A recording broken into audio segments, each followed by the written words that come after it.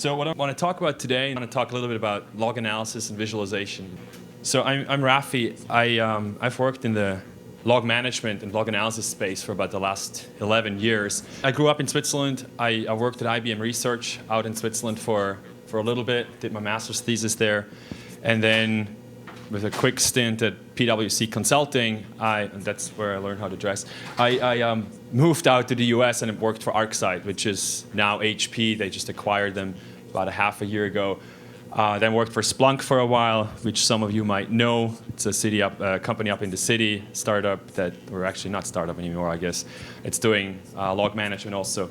And about 2 years ago, I left Splunk and then started my own company called Logly, and I will talk about that in a little more. On the way, I sort of discovered a passion for visualizing security data because I was always sort of on the security side of log management. I, at some point, figured out that, well, there are ways to actually generate visual representations of all of that data. So I figured out how to visualize data, and I really got into that and tried to work more on how do you do that and how can I help people visualize their own data that they have and make their analysis process more efficient. I wrote a book on the topic and started a community site called secvis.org, and so I've done a lot of work in that community, and you will see a bunch of that coming up here. So the agenda looks as follows. I want to talk about very briefly about what's log analysis. Most of you are going to be like, yeah, that's pretty obvious. I want to talk about the history very briefly. How did it even come about? What are some of the commercial milestones that we hit in terms of technologies also? I'm going to talk a little bit about log architectures. What's sort of the differences out there between log management and SIEM also? And then I want to launch into what's working and what's not. And you will realize that the second part is going to be much bigger than what's not working. I think we as an industry have failed at this point to really deliver working systems, but I will elaborate on that. Then I want to look at what do we need in the future, and as part of that, I will show that visualization can actually help us a lot with analyzing and mining our data, and I will show you a bunch of examples on security visualization and on how that can actually help sifting through a lot of log files. All right, so log analysis, this is actually a fun picture I found when I was up in Seattle, I guess some of you guys out there on the VC site. When we went to Amazon, they had these logs outside, and I had to take a picture. It was kind of cool. So you've probably seen log files before. They come in all kinds of formats. Some of them are a little more interpretable than others. Usually they're fairly crazy. There's all kinds of stuff in there, and if you haven't worked with these logs before, it's really hard to interpret what's really going on in there most of the time. So if you look at a brief history, sort of logging has been around for quite a while, and I'm not sure if it really just started with Eric Allman developing syslog, but back in the 1980s he coded syslog, and mainly for sendmail at that point. He just used it for sendmail itself. And then there was a whole bunch of development around that, and it evolved, and at some point in '96, it was the first company, IntelliTactics, that actually entered the market as sort of as SIEM, Security Information Management tool, that started taking feeds, mostly from intrusion detection systems, to help kind of reduce the number of false positives by correlating the data with other data sources. So that was really the first SIEM out there. In '97, Tivoli came out with Risk Manager, and that was actually something that was developed in Zurich and the team I was working on back there. And that was sort of the first attempt to take security data and start correlating it with vulnerability information that you have. And that gave you a lot of benefits from that standpoint. And then in the next, 14 years, there was a lot going on in terms of different companies came on the market. There was like Net Forensics and GuardedNet and all these early SIEM companies that entered the market. And in 2000, I marked that ArcSight specifically there because I think that was probably the most successful SIEM. They were not the first to enter the market, but they were able to learn about the mistakes from the others. And when ArcSight entered, they had a lot of benefits, and they came up with a different kind of approach to dealing with things. And they just got sold for $1.65 billion to HP, which is a fairly successful outcome for them. And the last point on there I have is in 2009, I marked Logly there because we're probably the first company that does real logging as a service, where we're a cloud-based hosted service where you send the log files to us and we take care of them for you, so you don't have to install anything anymore.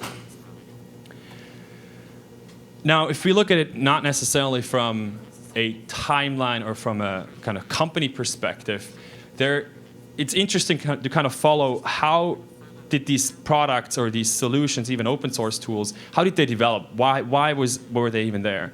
And it started really with network management. So Tivoli, the Tivoli event correlator was really a network management tool. It helped collecting all those SNMP traps, and you had HP OpenView and all that kind of stuff. So the first problem really came from the network management side. There's a lot of information out there that you wanted to gather. But then the whole SIEM world came about, security information management, where the biggest problem in security at that point was you had all these intrusion detection systems, and they threw up all these alerts, and a lot of them were false positives. And unfortunately, they didn't manage to reduce the number of false positives by themselves. So the SIEMs came in and said, well, we need to look at a more holistic picture. We need to correlate all that data with other data sources to reduce that amount of data, which I'm not sure we have really succeeded in doing, because now that you get all the other data feeds, you start looking at all that data as well, and so you just pile up data that you look at. So that's what happened. So security monitoring came into place. More data sources were used and collected in one central place.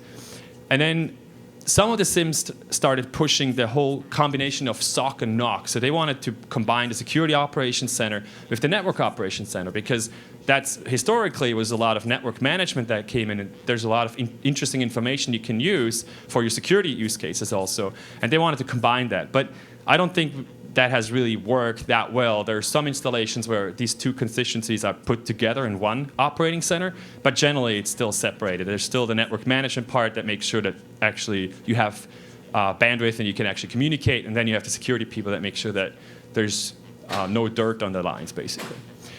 And then what happened is interesting as well. So this was all sort of infrastructure related. People started collecting logs for infrastructure purposes, and maybe for web analytics, but that was a little to the side.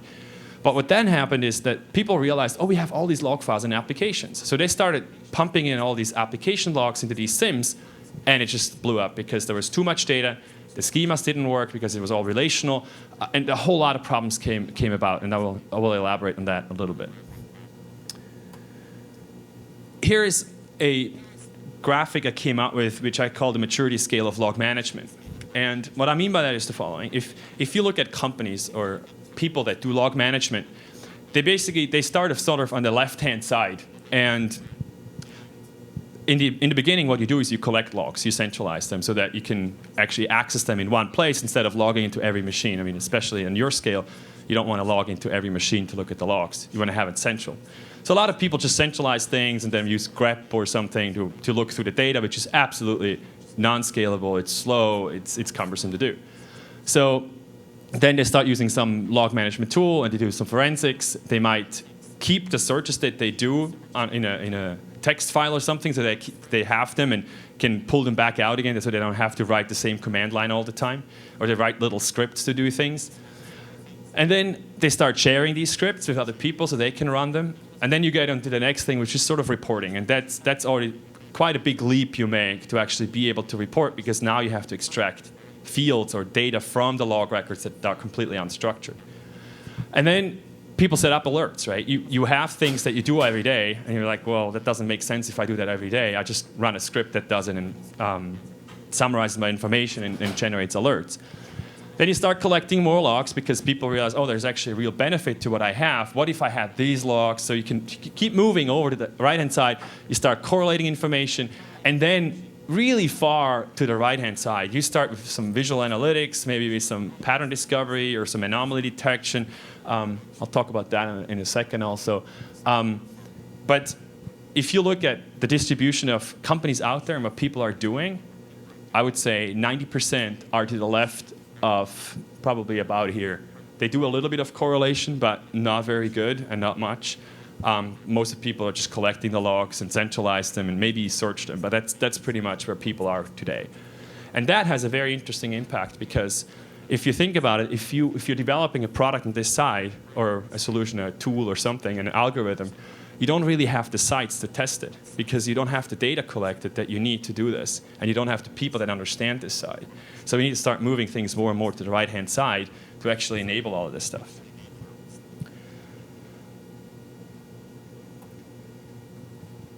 If we look at the tools or how is it done, on the left-hand side is a lot of just do it on yourself, do it your own. You use some scripting and maybe a database, you throw the stuff in.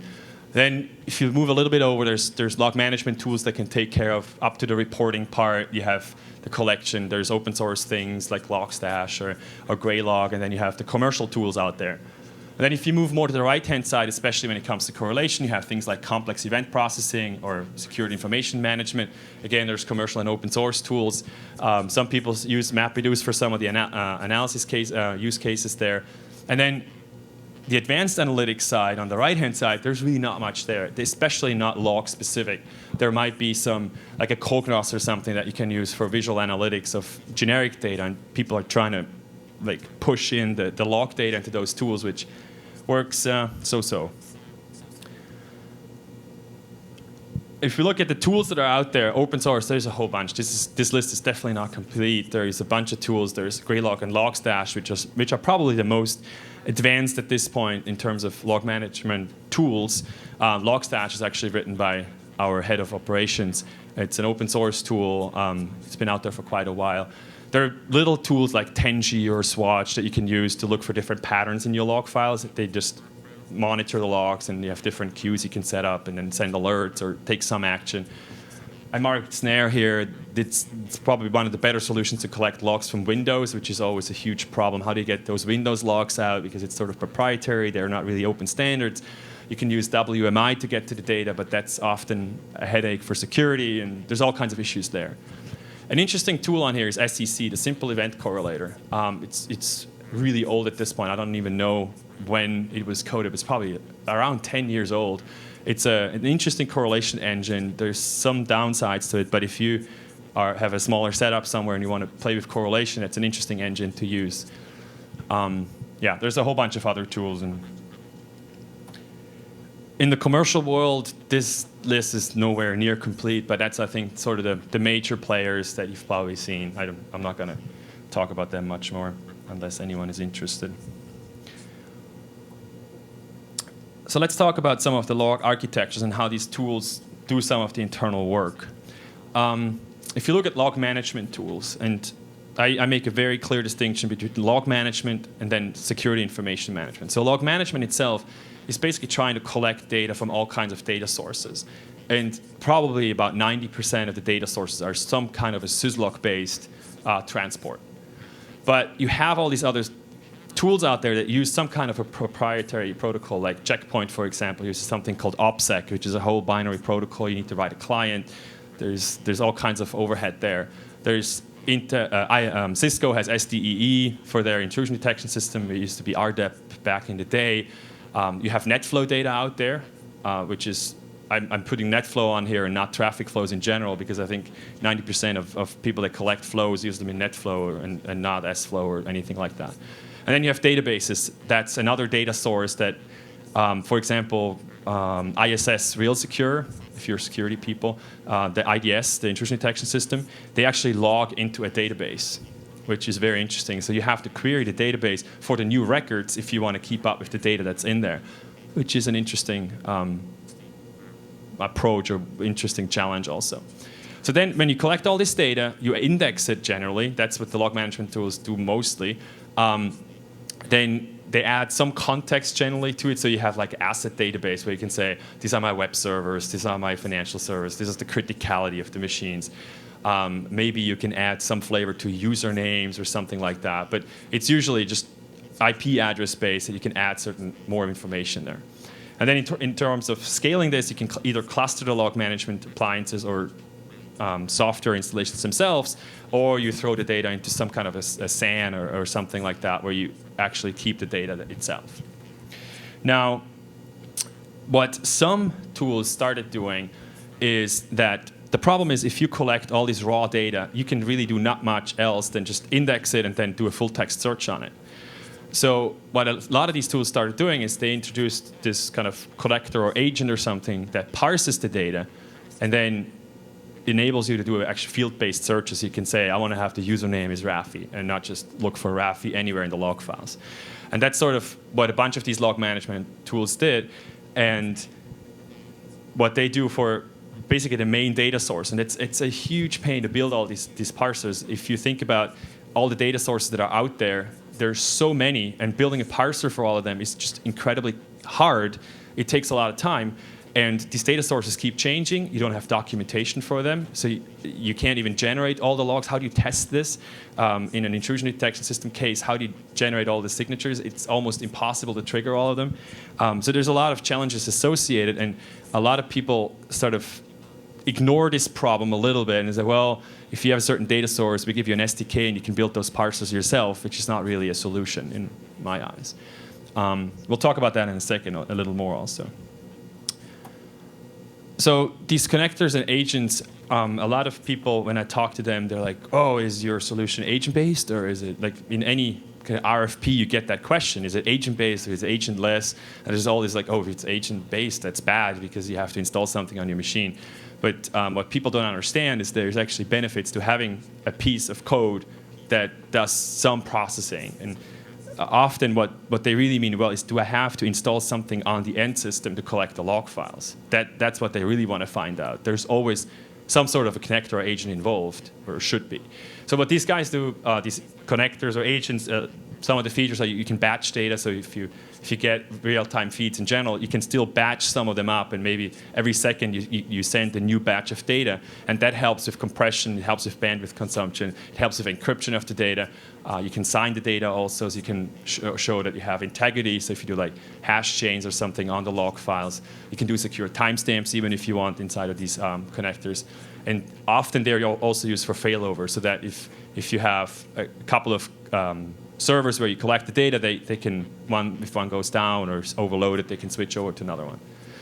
Often what they also do is they parse the data, obviously, in most cases, but you can also aggregate. So they can say, well, if I see a port scan, for example, happening in our network, and the firewall just goes crazy because I have all these connections, you can aggregate and say, well, I see this one 100 times, and here's the data for it.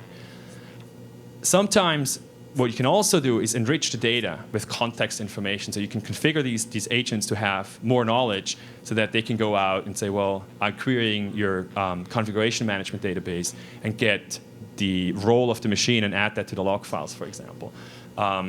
There's all kinds of other enrichment you can do inside of the agent already, so that you offload that from the central server or manager where you send all the data. And then obviously they can help you support different protocols, things like OPSEC or SDE. You have to have a client that actually talks to your sources to do that. Then sometimes if you install an agent on your end system, that can have benefits. You can, for example, monitor your file system for changes and then report on all of those. You need to have something on the box to do this. Otherwise, it's really hard to query the machine for things that have changed on the machine itself. Now, if you leave the log management side, so we had the log management tools themselves, mostly raw data. Sometimes they have a connector that parses the data and augments the data. Then you have the SIEMs, which have a very similar sort of architecture where you get the data in raw form, you have a connector that parses it, but at this point, all the data needs to be parsed and understood. So you need to have a connector for each and every data source that you have. And if you don't parse, or if the connector doesn't understand certain types of logs or certain log entries, generally it will just discard them and put them in some error log that no one is ever looking at. I had a case a year and a half ago. I was on site at a large car manufacturer, and I was helping them. They were really mature in terms of using the tool. They really understood it. I was really excited to go there to work with them on advanced use cases. And when I started looking at things, I'm like, guys, you're dropping about 40% of all of your Cisco router messages because they're not parsed correctly. And if you think about that, it can have incredible impacts on the whole down the line. If you don't see them ever, you miss all kinds of stuff, potentially attacks that are just going by and you have never seen them. What then happens, generally there's a relational database schema where the data is being dumped into, just pros and cons. And then the SIEMs usually take all kinds of external information into account, so they can connect live to a CMDB where you have the configuration of a machine or an asset database, or they can connect to identity management so that you know that these users are all the same. So if from one system I come as Marty, from the other one I'm Raffi, they can control all that and I can get additional information on the identities of the users. So I mentioned this already, so there's generally a fixed schema, it's a relational database, there's a fixed number of types and fields. Now, what happens if you get a new data source? A good example was, I think we looked at email systems at some point, and there was no field for emails. But we had a username field. We're like, well, emails are very close to usernames, so you just start overloading these fields, right? So certain connectors now just parse the email into the user field. Well, if you have certain rules that look at usernames and do certain correlation on that, you might suddenly get correlation rules that trigger on all kinds of stuff that you're not intending to do. So it's just a hack that you start overloading. So how do you do that in a relational database? Usually these clusters get really, like if you have to scale this stuff, it gets really expensive. And it's also really hard to set up the database itself for making historical queries fast. But what they usually do is they try to optimize for insert speed, and then the queries are extremely, extremely slow. And that's a bunch of tools out there that are just horrible at querying the data. Now, there are also benefits to doing this. And that's really what the premise was when these SIEMs were built. One of the things is that you can actually do real-time correlation now based on parsed data that you can extract. So I can say, I look at a certain username or a certain source IP address and say, well, if I see that hitting my server 15 times, then I'm going to alert right away. I can do statistics on things, so kind of that correlation theme. The other interesting thing is now you have a unified language you can define to access all of the data. So you know that my source addresses are always called a certain way. I can address them right away. So it's easier to write correlation rules, for example. Now, what happened, probably Splunk kind of pioneered this, where they said, well, why do we either have full text search and no parsed or no access to fields themselves, or you have the RDBMS and with all the problems that you have associated with that, with slowness and all that kind of stuff. Why don't we just index all the data, and then you can do a full text search. So you search for denied, it basically pulls out, it uses the index to get all the results and gives them back to you. Well, if you want to have field extractions done or parsing done, what you do is you get all these results, and now you apply your parsers on the results, and then you look and which ones it actually matches the field you're interested in, and you throw the rest away. And that's really what Splunk started doing, and now a lot of the tools out there are starting to do it the same way, which makes a lot of sense, but it still doesn't enable your real-time correlation. So you still have to kind of either fork your data. One part goes into the index, and the other part you do the real-time correlation by adding all the parsers in there, applying that, and then doing your correlation rules. So that's kind of what's happening now, that people start going with these sort of hybrid approaches. But by having learned all this over time, the nice thing is also that now there are some companies in the doings where they're starting to use different approaches. They're starting to use more scalable things with all the whole big data movement. Now you go to column-based databases, you use all these new technologies, and I'm fairly sure there's going to be a new wave of tools coming out in the market that actually support these new technologies that we just kind of discovered in the last couple of years. Now, another thing that's interesting to know, and something that these SIEMs are doing, is they're using categorization or tagging, however you want to look at that, to basically talk to the data. So if you want to look for failed logins, for example, you have to, across any kind of data source you would have to write this crazy query, say, well, if Windows reports a security 538 event, or in Unix you have the SSHD authentication failure, and in some cases it's actually called SSHD failed password. So you have to know all these different ways of how these tools talk about a failed login. And maybe if you add a new tool, you have to go again and do that, and it's just in every correlation rule you would do that again. So you always have to say that. So what people started doing is you basically find sort of I call this a taxonomy. It's not really a straight mathematical taxonomy. You can call it categorization schema, where you basically map all of your events into this sort of n-dimensional space where you have what we used, or a lot of people are using now, is that you have sort of an object that you talk about, for example, a file or a host on a system or a service or something. Then you have a behavior or an action. What's being done to this? There's a login, it's created, it's deleted. And then you have a status. Was it successful or did it fail? And then suddenly you can write queries that are much nicer. You can say, well, show me all the objects that have authentication, and the action is a login, and it was actually a success. But then you can also say, well, show me all the file objects or all the events that have to do with file objects that actually failed. So I get all the failures for files. So that's very interesting. And then you can obviously, in the queries, you can combine searching on these taxonomy entries and regular fields. So you can say, show me all the logins from user Marty, and I will get everything that way. This approach scales a little better. The problem is someone has to build these mapping tables. And for example, at ArcSight, we had a team of, at this point, probably 3 or 4 people that basically maintain this table, add new events to it. As soon as a new data source is supported, you add the new entry there, you map it all. If there's changes to different tools, it's incredibly hard because you have to get all these updates all the time, and you have to do it in a timely manner. And the problem is if you don't keep these things up to date and keep them really in production up to date, then you start missing information or events again. If you look for failed logins and there's a new event that talks about that on Windows, if you don't update your mappings, you're going to lose that. Okay, now the last thing here is what I quickly want to mention is what we see happening now is that a lot of these services are moving to the cloud, or a lot of these applications or enterprise features are moving to the cloud as a service.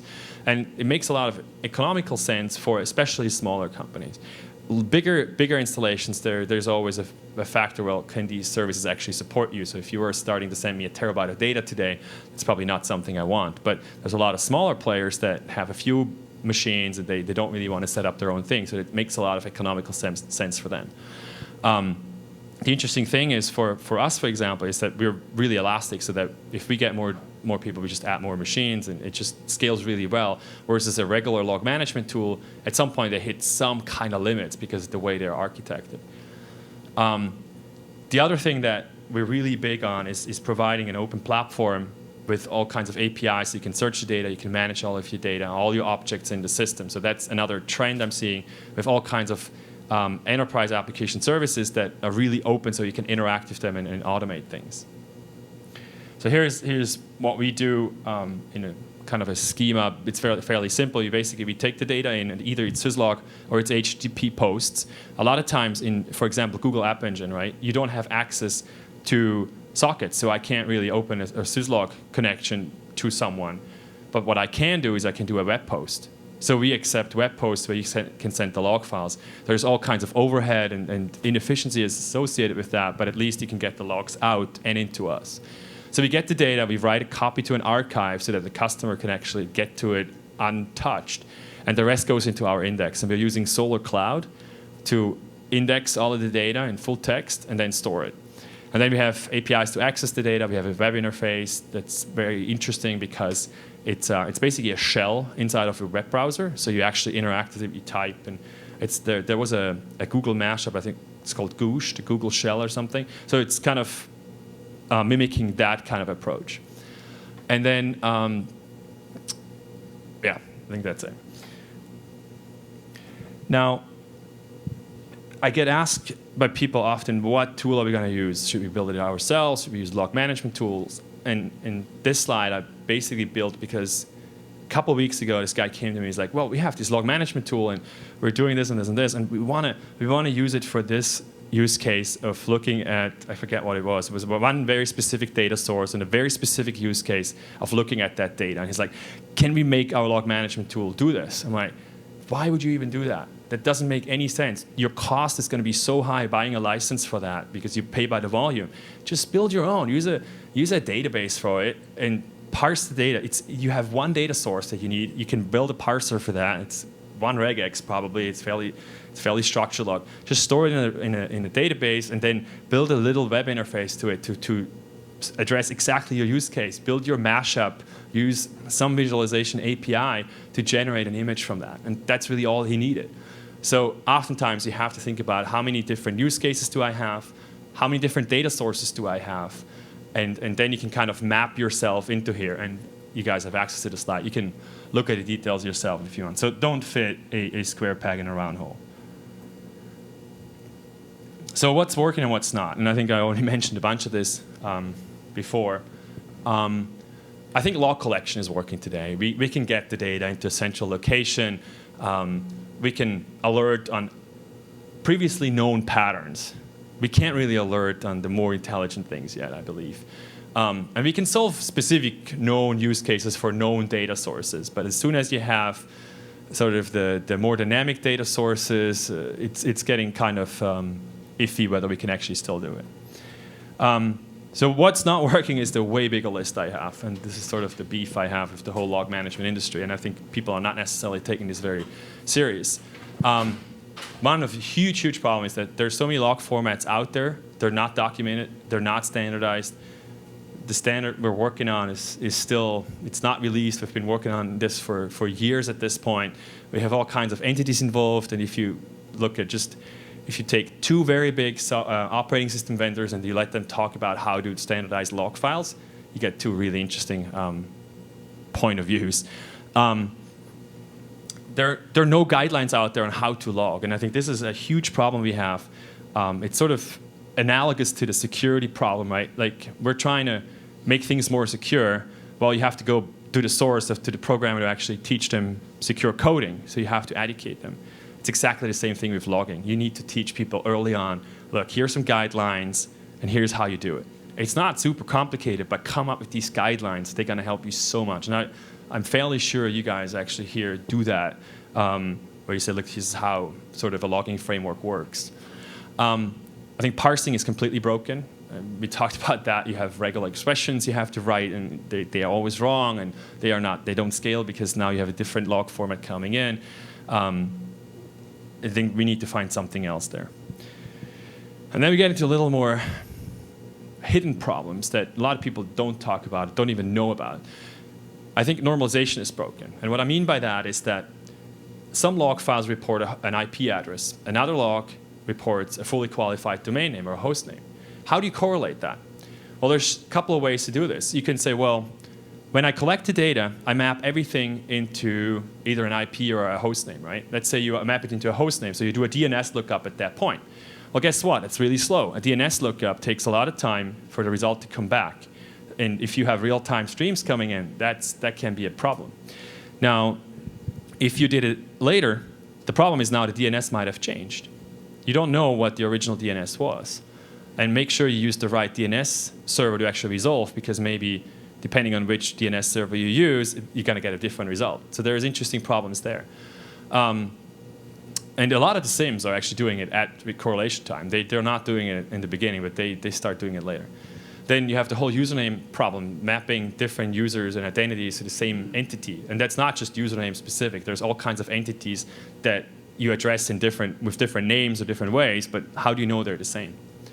This whole categorization and taxonomy thing or tagging, I guess, is interesting. I think it's a good approach to sort of abstract certain things, but it's always out of date. How do you update that? If you have a new signature, like a new IDS signature coming out, you need to update that thing immediately. You can't wait for the vendor to get it done, and usually they don't do it right away, so you need to have subscription models to do that and push things down. And the next problem I see is at ArcSight, we were big on having this, like, we call it threat level formula, where every event you calculate how important is it. If it's a 10, you have to look at it. If it's a 1, forget about it. There's no formula that works. We tried everything. We looked at context, we looked at the roles of the machines, at the history of the machines. We looked at the importance of the event itself when it comes in. Incredibly complicated, and it's never right. I haven't seen a way that works yet. And then finally, anomaly detection, I think, is voodoo. You've read a lot of research on anomaly detection on log files, and oh my goodness, we could talk at length about that. I haven't seen anything that really works in dynamic environments and dynamic use cases. I think one of the other core problems is also that we don't understand the data. If you're a security analyst, you're sitting in front of a screen and you get all these data sources feeding in. You might understand your security products, but what happens if you suddenly get a feed from an application? You have no idea what that application exactly does. You have to understand fairly intrinsically how that application works to actually make a determination of what's going on. Unless you have really good developers and guidelines, or actually the logs are very descriptive that say, hey, if this happens, we have a security problem. So you have to think about these things when you come up with your guidelines. And I don't think there are really no tools out there that support this notion. I think this is absolutely crucial to do. So what do we need in the future? Well, it's definitely it's getting more and more data. And current architectures of these log management tools have just don't cut it. So we need to use new approaches, big data stuff, to actually deal with this problem of large data. We're moving more and more into the application layer. People are really interested in monitoring business layer logic. It's not just about the infrastructure anymore. I even say, forget the infrastructure, look at the applications, right? You can detect most security problems up there. This is a little exaggerating here, but that's where the money is. So how are you going to do all the parsing? Are we going to have guidelines? How do you do all that? And then we need to have something that helps analysts or people looking at the logs understand things. And my take there is that a lot of times it's not really that I need a specific security analyst looking at my application data to understand what's going on, but I need to give the application developer access to their logs and tools so they can very quickly look at them. And if they find something, then they can maybe escalate it. But we need to make that a priority. Okay, so let's launch into the more fun part here. Let's talk briefly about data visualization. I think we have some people in here that know about that topic much more than I do. But when I wrote my book on, it's called Applied Security Visualization, one of my goals was that I sort of see this dichotomy of having security people. They understand networks and security and policies and all kinds of technical details really well. That's where I'm coming from. And then, not that I understand it very well, but that's where I grew up. But then you have the visualization people. And these people know all kinds of things about perception. They know how to make graphs that actually work, things you can look at and interpret and make them interactive and all that kind of stuff. And I feel there's this huge gap between these two groups, and we need to bring them together. And my approach was like, well, how can I educate security people to give them the minimal knowledge of these visualization things and things they can apply right away? So I went through a whole bunch of university courses and books and just try to extract what I need to know about visualization. I'm not interested in how the eye works and optics and all that stuff. That's usually what you find in these courses. I was interested in like, how do you make good displays? How do you use color in a good way? How do you, like if you have color palettes for schemas, for example, or how do you, some of the principles that Edward Tufte talks about with reducing non-data ink, things that are fairly, if you look at them, you're like, that makes a lot of sense, but we need to teach technical people how to do that. It's not complicated, but that's the stuff that people should know. So when I look at visualization, there's sort of 4 important things that I think we can do with it. It's exploration and discovery. A lot of people come to me and say, well, but why don't you just write an algorithm, a tool, a script that does this? I'm like, well, but you don't know what you're looking for. You first have to explore your data set, figure out what you want, then you can code your thing. But first you have to get an idea of what's really going on. Then you can use it for answering certain questions. Like certain things you answer much quicker if you have an image that you look at it and you're like, oh yeah, that makes sense. Look, we have all this kind of traffic going on, instead of writing a tool that does some analysis and comes up with something, because we can use our brain to interpret these things. And often, probably one of the biggest use cases is communication. If I want to tell you what happened, I can give you an image, say, look, here, this machine talked to all these others, and then here we had these things going on, and here's a cluster of something. It's much easier to communicate in images, and it can help you making decisions. So if we look at the security visualization field, so I'm focusing a lot on security here because that's what I know most about. I think we're absolutely nowhere with security visualization. We have had a few years now that people started talking about it, but we're nowhere. Visualization is generally an afterthought, right? You start collecting the data and you're like, oh, I have all these use cases and I'm going to write some correlation rules and this and that and reports, but visualization in the end is always this afterthought. People start building these tools and then they're sort of plopped on top of an existing solution. They're never the main goal. I talked about that dichotomy. And then the tools we have out there, they lack basic capabilities. They're really rudimentary in what they can do, I think, in terms of what we need as security analysts. So here's some quick concepts on things I think are extremely important if you're writing or if you're building a security visualization or a visualization tool in general.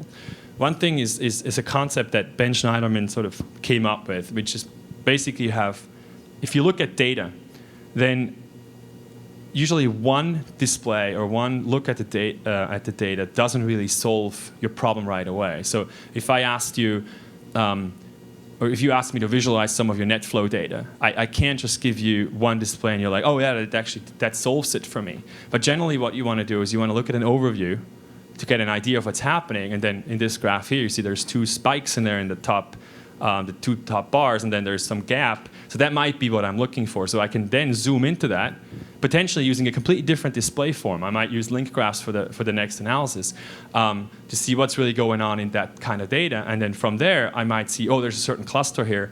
What really happened here? And generally, I have to go back to the original data. I might have to pull up my PCAPs or my net flows to actually understand what's really going on in the data. So these three things, people need to keep this in mind, that it's really a process to go through. Some of the things that are interesting when I try to look at security data, what I like to have is simultaneous views on the data with different, for example, I'm looking at the source IP address distribution, destination IPs, and then I'm looking at some kind of, maybe in the categorization schema, what do I have in terms of what objects are impacted, what are the statuses, what are the actions that are being done on this data. So I can very quickly kind of pivot around.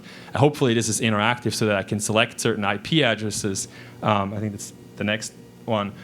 So here, like you use a dynamic coloring schema, I can say, well, I want to look at the top source addresses, and as the color, I want to use the severity of the events, or I want to use some other field that I have in my data, so I can very quickly sort of pivot around and understand what's going on in my data. So here are just different examples of dynamic coloring. And then something that I find incredibly useful is linked views. So we have your different views on the data, and if I select one of those bars or one of those sectors in the pie chart, I actually see the entire display updating, and I see my selection across all of them. So I can very quickly pivot around to figure out what happened in my data set. And hopefully I can then filter things out and say, oh, that's interesting, let me get rid of the rest, or let me get rid of exactly this, so that I can interact with the data. And the tools that actually, and the screenshots here, are from business intelligence tools. Like, this is Advisor Solutions, there's Cognos out there, there's Tableau, there's all these tools that support this, but they're not really built for our security use cases and our security data sources. So that's always an interesting problem. And then one of my, probably the biggest, the most important principle that I find is really what Edward Tufte said, is reduce your non-data ink. So the left-hand graph is the same as the right-hand, but it uses all these different things that clutter the display, the background, the grid, the bounding box, the three-dimensional pyramids. You can reduce that all, but you also see I added some things. Like the labels on the x-axis are not there. So what are these different pyramids showing there? Well, you want to have labels. So you don't always want to just remove things, but you want to have the information in there that you need. And then maybe the second most important thing is use the right way of displaying your data. 3D pie charts might be really cool looking, but this one is so bad. If you can read the labels, the red, you can barely see it. The red slice there is the kind of the small, has the least height, and it says 108,000. And then the next one is 126,000. If you look at the sector's width, the red one is bigger than the gray one, but it's 108 versus 126,000. So what is that? And how big is the yellow one in that case? Well, if you sort of tilt to the side and look from the side as like a bar chart, then it makes sense. But if you tilt it and look at it as a pie chart, it doesn't make any sense anymore. So use the right chart for your problems. A lot of people have very strong aversions to pie charts, and this is what I found from Dilbert. I'm not sure if you can read it. Probably can. Yeah, so in general, I also believe that pie charts are often not the solution you want to use. If you just have two numbers and you want to maybe compare them, percentages or something, maybe yes. But if you have more, then the slices all look the same. You can't really tell which one's is bigger. You have to put labels in there. Why not use a bar chart that shows it much, much quicker and nicer? And then something that a lot of, especially junior analysts, are to blame is they jump to conclusions very, very quickly. And you always have to sort of question your entire data collection or the entire data processing process. And here, this is a network graph that I created very early on when I was playing with visualization on security data. This was actually from a honeypot. I was collecting data. And I got this graph, and I was super excited. I'm like, we have attacks going on. There's malware in our honeypot. Until I started looking at this data a little more and trying to understand what's going on. So I'm not sure if you can really read the labels here. Can you? Sort of? So what do you think is going on here? Well, I'm already giving you the careful sign, so it's probably a little more obvious. But a lot of people say, well, there's something scanning for different services. So what you see here is the circles here are destination IP addresses, so machines. And then the squares are ports that are accessed on those machines. And a lot of people jump to the conclusion, oh yeah, wow, we have all this different activity. There's this malware trying to scan us on these ports and trying to figure out whether we have something running. Well, the problem here was when I investigated this a little more is that there's something I call the source-destination confusion, where these destination ports, a lot of them are actually source ports. And what happened at parsing state, there was a mistake where someone assumed that the first column is always the source address, and the second one is the destination address. Same for the ports. But it happens so that if you look at a server, client-server communication, that's true for the first, the third, the fifth, and so on, the communication between client and server. But from server to client, it shows you those things inverted. So if you look at like a TCP dump, for example, that's exactly what happens to you. So you have these, every second one is the wrong way around. So if you look at things, question the process before you jump to a conclusion, say, hey, we have an attack going on. And I see that way too often. So here are some examples that I collected and generated over time. This is a couple of pictures I have, and I visited the Norwegian CERT. They're also the Secret Service up in Norway. And I taught a class up there on visualizing security data. And what they have is they have this security operating center where they monitor all of the critical infrastructure in Norway. So all the power grids, the water, and everything in terms of IP traffic. So they can see very quickly if there's spikes in certain traffic in certain, like in the water sector, for example, or if it's on gas and oil. So they can see attacks across the critical infrastructure. Now, usually when I go into these security operating centers, you hand in your phone and your camera, and if you have a laptop with a camera, you can't bring that in. So they're very strict. And when I asked them whether I could take a picture in their SOC, they're like, yeah, absolutely. A little baffled, and they're like, what they have is this red button on the desk, and they press that, and what happens is it anonymizes all the screens. So it's all random data. It still shows the real displays, but the data is completely random. So on the top left, you have different NetFlow sensors out there. It's a completely random number of sensors that they show. It's completely random information. But they found that so many people are interested in what they're doing that they want to support this and they want to promote what they do and want to be able that people can show pictures of it or screenshots. When I walked around in their office, I found another display, another dashboard, and that one is actually really interesting because the right-hand side on here, I thought that was the most important information that they were broadcasting in their office. If you understand German or Norwegian, Kaffeekanne, it's a coffee pot. So they actually have the two webcams in front of their coffee pots to measure how much white versus black does it see, and they can tell you how much coffee is left in the coffee pot. So that's sometimes important for security as well, to keep your analysts awake. So here are some actual examples of security data or security relevant data. This is a graph I didn't create, but this was Chris Horsley down in Australia. And what he did is he takes kind of the similar setup like the Norwegian CERT, where they look at a whole bunch of NetFlow sensors out there, and they're trying to figure out what's just generally going on. And what he does here is he's using a tree map where he's showing the amount of data by sensor and by port number. So the sensors are in color, and I'm not sure if you can really see it on here on the TV there. It's actually really good.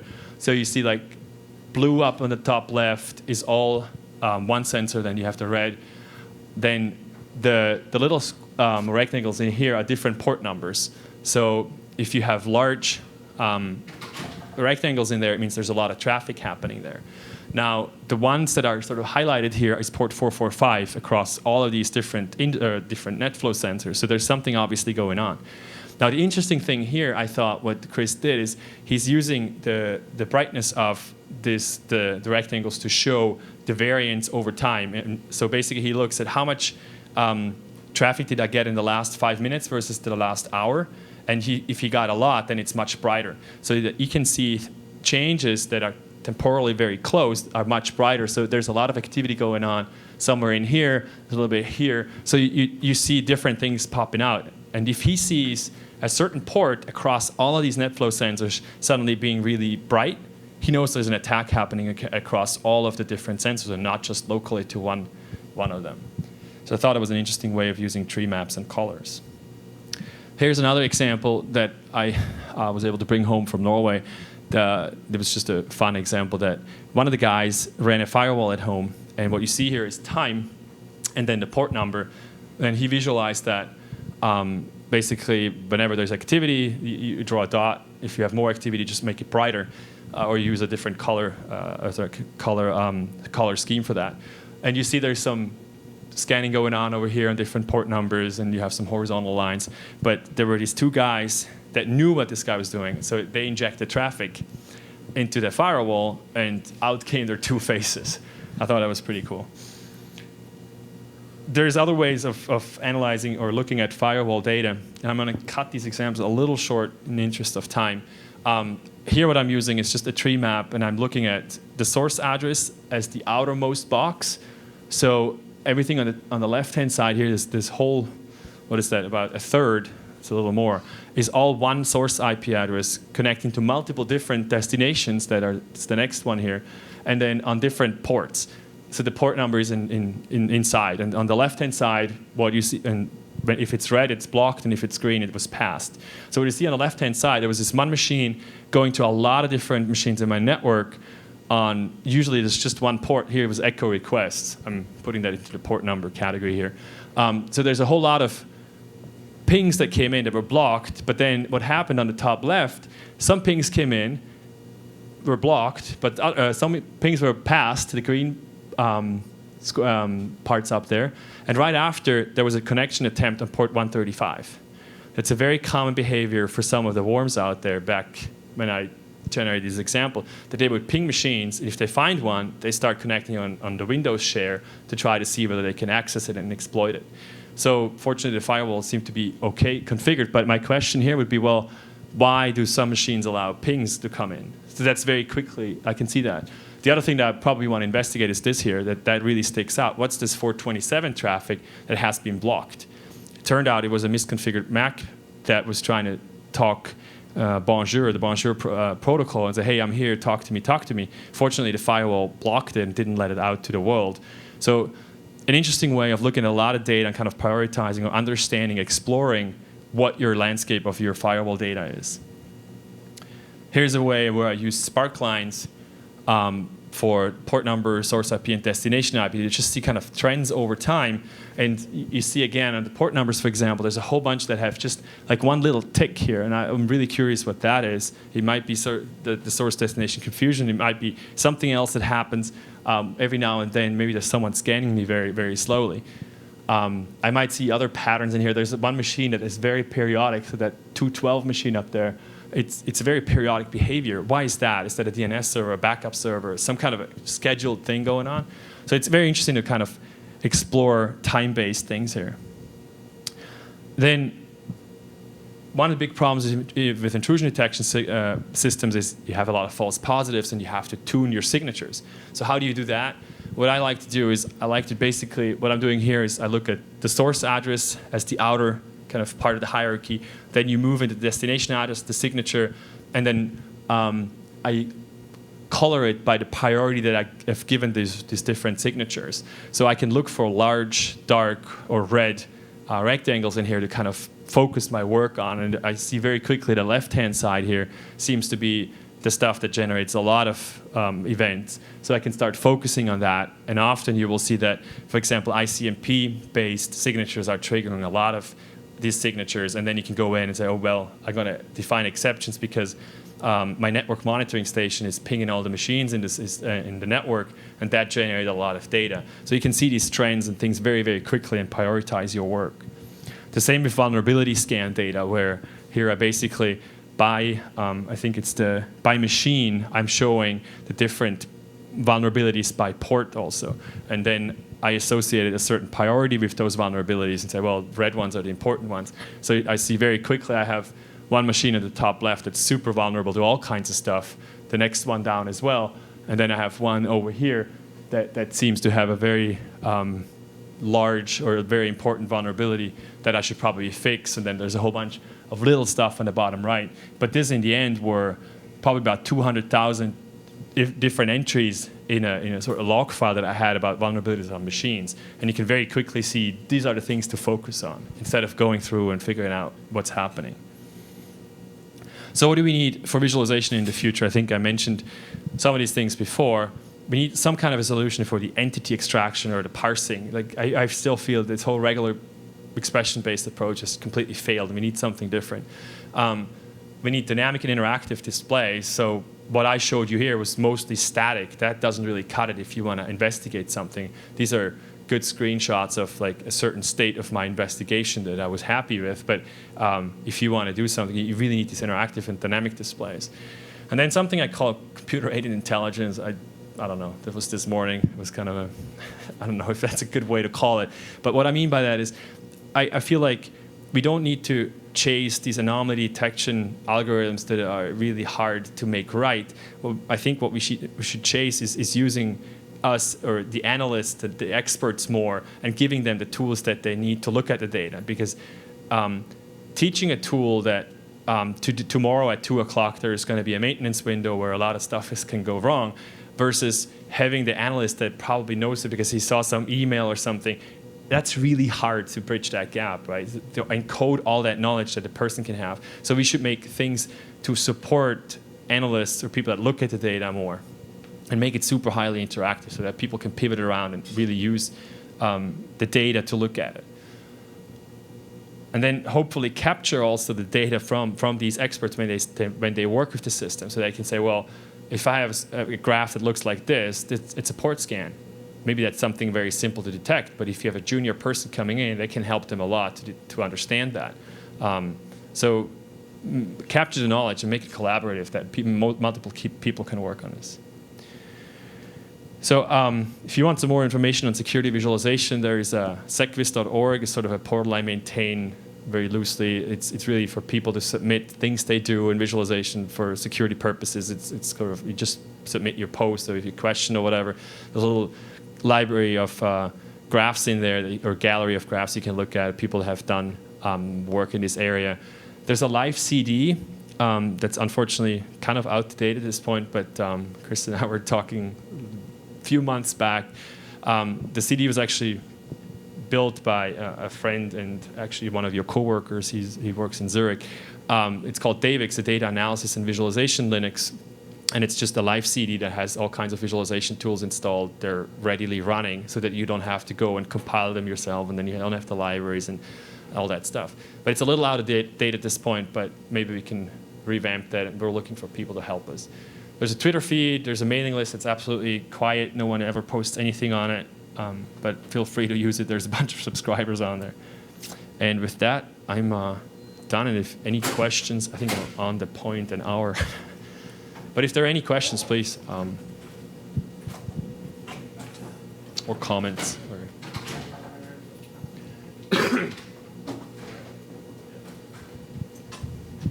Yeah? So a question about how the pricing would work in a cloud deployment. Would it be charged by the size of logs that are generated, or would it be like some kind of tiered subscription model? So the question is, how does pricing work or could pricing work in a cloud model? What we do is volume-based. We want to keep it simple. If you look at the pricing of the different log management and SIEM tools, excuse me, they use all kinds of different metrics, like how many data sources do you have, and how many different ones, and how many hosts, and then for vulnerability scans, it's a little cheaper because you have a lot of them. We said it's like just keep it simple. You want to get as close to utility-based computing as you can. We have a tiered model with Logly, whereas we could do the utility-based, just whatever you do, what you get is what you pay for. But that's, I think, the simplest thing to do. And then sometimes in higher tiers, you can add more features to kind of price that way also. But volume seems to be the thing to do. Any other questions? Yeah? What's the turnaround once the customer submit logs to you until they get back when analysis is required? So what we do is you send the logs to us, and then we give you the tools to look at the data again. So it's just fully indexed data at that point, and we give you tools to graph it and explore the data. So we don't go and analyze it and tell you, oh, this happened on the data. And the turnaround, if you're asking like what's the time to index, it's like 10 or 15 seconds and it shows up, right? Almost like Yes, yeah, and that's actually a big problem that we had to solve. If you use something like Solr or an indexing engine, how do you do the near real-time indexing? Yeah. Okay, yeah? Have you tried to use machine learning at all to like anomaly detection or anything else? Have I used machine learning to do anomaly detection? I haven't. I read a lot of research, like the RAID conference, Recent Advances in Intrusion Detection, has a lot of different approaches that people tried for all kinds of stuff, neural networks and machine learning, whatever, you name it. What I've read and seen is just hasn't worked. It's hard. It's not that easy because the environments change, the data sources change, and even if you try to keep these things fairly stable, you have to train these systems, and that's where it falls down. No one has. Like, how do you train a system in a live environment? You don't know. You don't have labeled data. You don't know what's bad in there, right? So it's like every time someone comes to me and says, "Oh, I have this thing. You have to train the system." I'm like, forget it. It's not going to happen. But maybe you can prove me wrong. Maybe you have done some work on that. But I'd be interested in hearing that if anyone has any approaches to it. I used to work in a company where what we did was we did some kind of taxonomy. It was a different problem domain, but the idea was that assuming that your data sources would not change too drastically, and you know that you see a certain set of patterns, you basically have some kind of a tagging mechanism, and that would automatically classify the data. And then if you saw that our data was not being classified, then figure out what to do with that later. Sure. So that way you get some benefit of the fact that 90% of the time yeah. the system is stable. That's interesting. Probably won't scale because your environments are very dynamic in general, right? Like even if you keep the data sources static, you have new machines being introduced to your network, you have new users coming online, you have new applications coming online, so your patterns keep changing. Even if you keep them static, I mean, yeah, you can go through all the data and say, oh, this is this. But what you will find also is that you have big clusters of things, and those are easy to classify, but then you have the long tail, it's going to kill you. That's going to be so much, I can guarantee you, every system you're going to look at, you will have things where people are like, we have no idea what this is. There's one log record here, one log record there. You have no idea what that happens. And it takes a lot of time to investigate, what is this? Why is it generated? The backup solution triggering my IDS every night. That's not that hard because it's periodic. But you see like this log entry here, like, I have no idea. This application just does it, right? But yeah, if you can make that scale, sort of the labeling of your data. You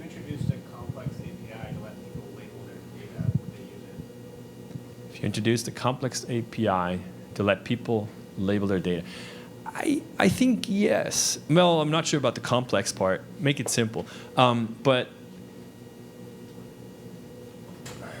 I had a thought on this just a second ago. The question is, how do you let them, what are the features you let them label? Like if you have your data set and I have mine and you label some of your data based on IP addresses, you say, oh, this is a web server doing this, then I can't use that because it's your IPs. So you have to abstract it to the right level, I think, and that would be very interesting. Yeah, if you can come up with sort of a taxonomy for that and then let them. Without too much complexity. Yeah.